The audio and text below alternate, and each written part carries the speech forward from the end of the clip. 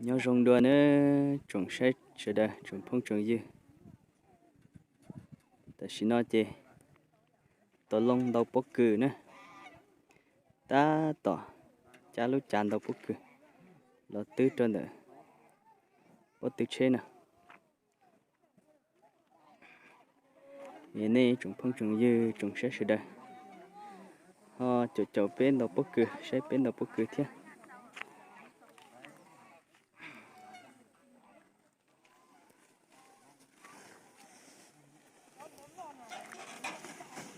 còn nhà thế từ nhà giải ta tỏ buồn đâu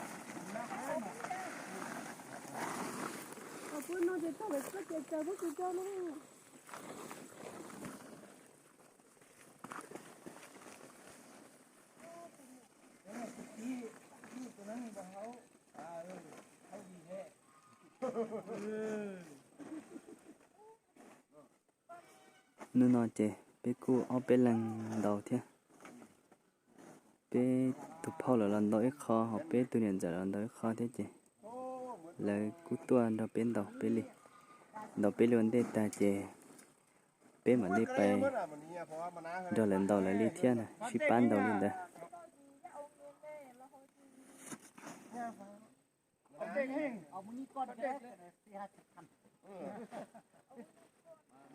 đó là sẽ nâng sẽ nâng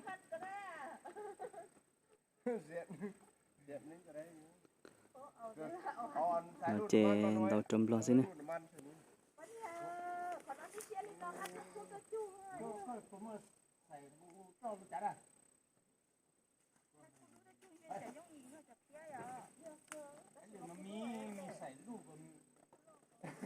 biết bài sấy chán đâu có cười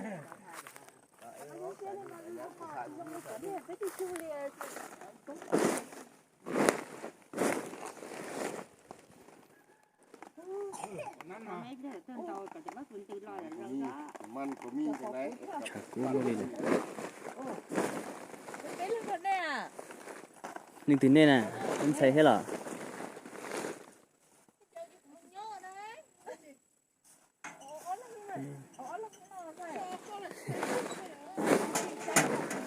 lần xưa trái bê ít lần bay hơn lửa là ít lần chỉ khổng đơn nè nè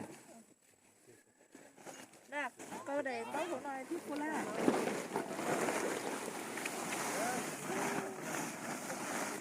nắm rồi ra nắm rồi ra đấy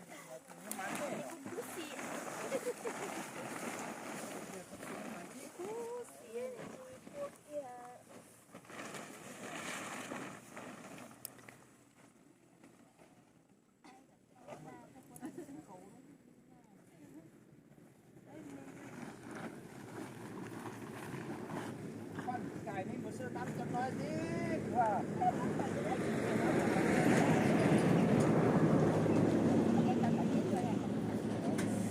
nắm đấy sơ tịt cái này là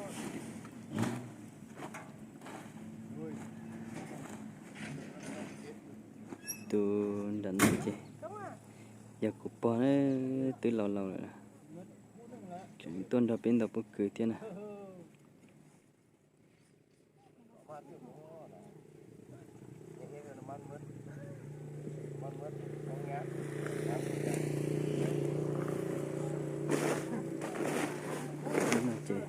chả không xịt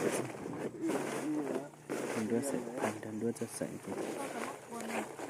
thì chán đâu mía lý sẽ có mấy nói ván về rồi tận phải hái mất rồi tìm cho người để được cắt cân mà chờ rồi chúng luôn gà ở trong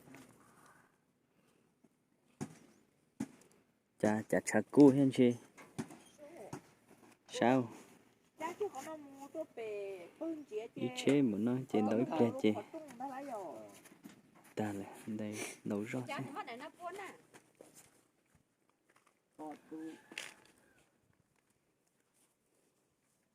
đi sạc ca quốc ca tốt chết sao cha có lý do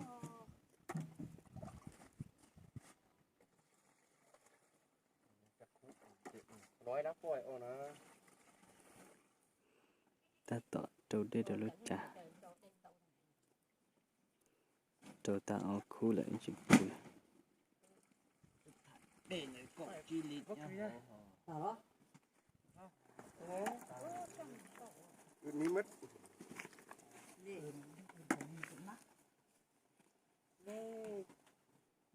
thật sự sửa lại hình này chú nó mặn con này sư cao lăng cái đấy mà cái đằng tia của thân ơi để nó anh mang cho anh mang lo tại xin nó nè con nó nè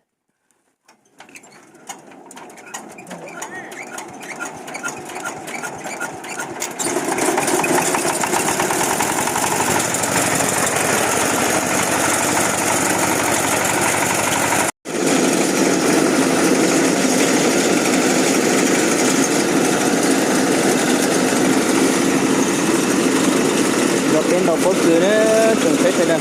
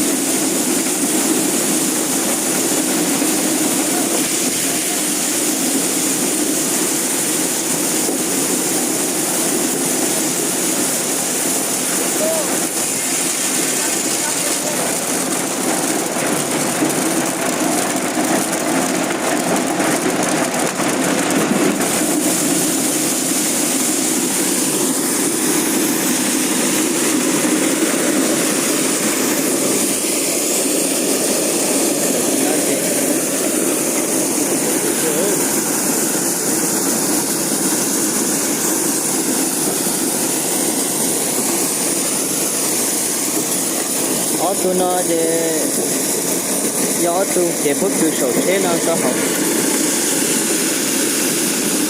chọn ta từ thân đã chọn sao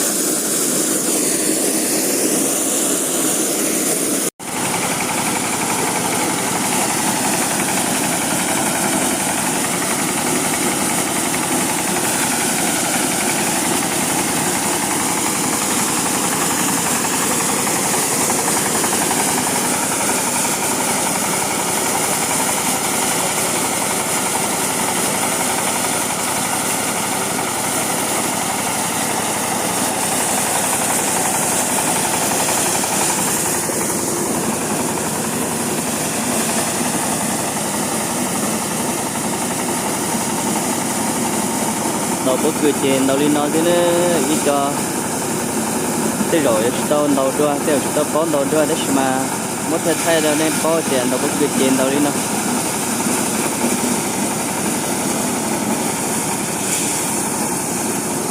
chọn gì há lo mua họ chọn ngã sắc cười lo mua họ chơi qua ngã sắc cười họ chọn giờ cho họ há lo mua nè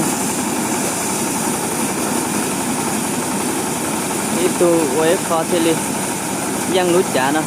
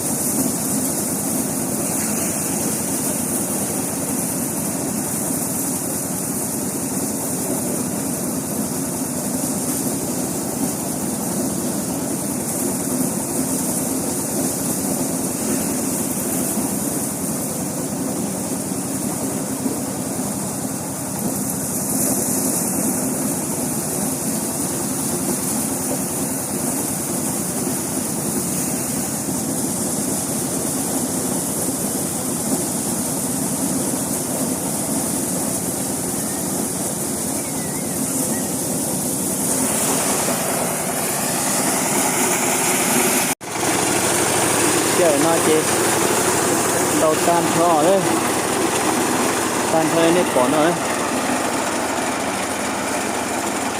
sát ra rồi tao mẹ chuyện nào nữa chơi chị đầu chơi rất tiếc tả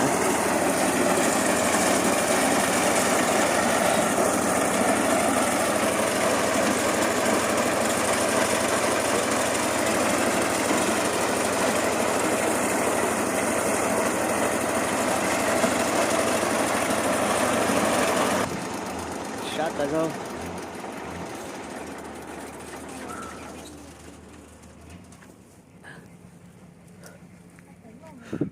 chả cú thế mà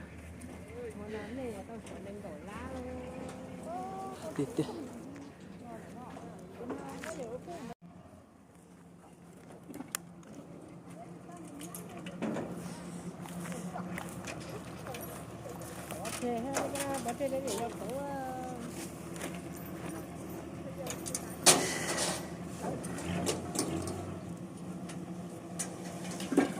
cho nó chè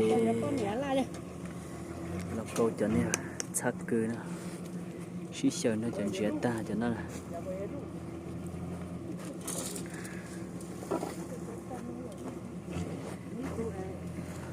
ví dụ con này lấy tầm cái trong này kia cái gì thằng lấy nhà phối tôi mà khi đó mà ra theo con phối rồi cho nó vô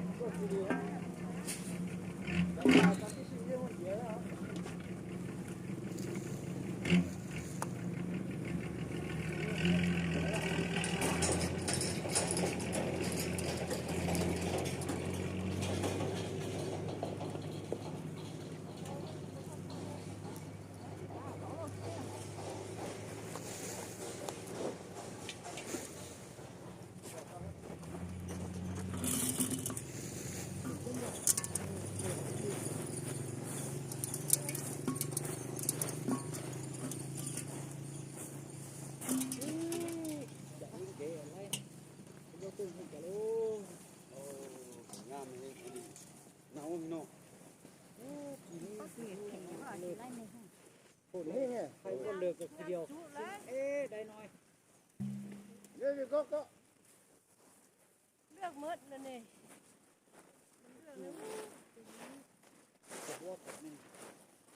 กินไปกองแล้วเอาไปบอกให้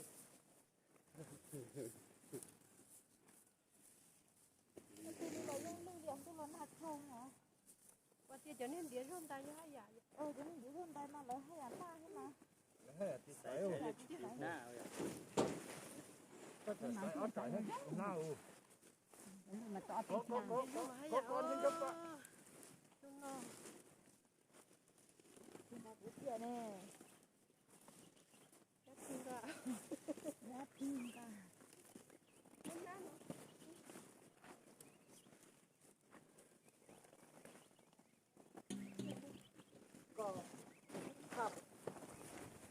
có thằng đối cho ta bây giờ chết à những cái tờ đó đi nghe tờ thư giờ mày nhà lên đâu Lúc còn nó còn thôi ha. Để chim thu rơm giả lúc này nó. Ốc phải ông ghế tờ. Tôi tuyệt thoại như trái tôi ông này. Ô này. Ông ghế tờ. Ông bị tẩu kinh kìa. Ông ghế tờ ạ. hơi hang vô chẳng chiếc bay mướn rồi Mông ạ. phải đấy là hay cực cây mà Khẩu cứ xỉ vô. Ông ghế tỉ à. cho nó đi bỏ cho nó cho em không chuyện thế bây giờ Cái chòi á. Để bên nào uống nó nè. Uống nó nè. Bên nào uống kéo. Ê, tao tỏ lần tao nó. Đâu cho bé chứ. chọn đâu bây giờ Vậy à. Con tao tiền vàng. Vậy em tự nhiên ba người đi mua. Thứ mà đi uống bên đó. Nước trước chỗ đó tờ lúc khó mà. Mà lúc khó sao mà bé lúc bên đã chơi chọt xa bất cứ chơi chọt tặng không vậy nữa học bên là gì cho xa dù cho bê trâu lú nhà bê trâu nó gì chỉ mua tờ gì tôi cho xa đã trâu tên đây đợi kia nó lên đây cho nó gì từ nhìn giải thiết của nhà thiết từ xin giải thiết của bao là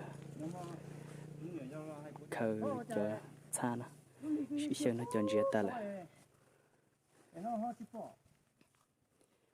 lý nó sẽ trồng khu nhà xe sẽ đây bên mà sinh trí đua liệu nên là rõ và thế chế xe tiền nên trồng xe sẽ đây trồng phong trồng như vậy à cháu cụ ôn đồ rồi là gia tấn đây ê một chọn đó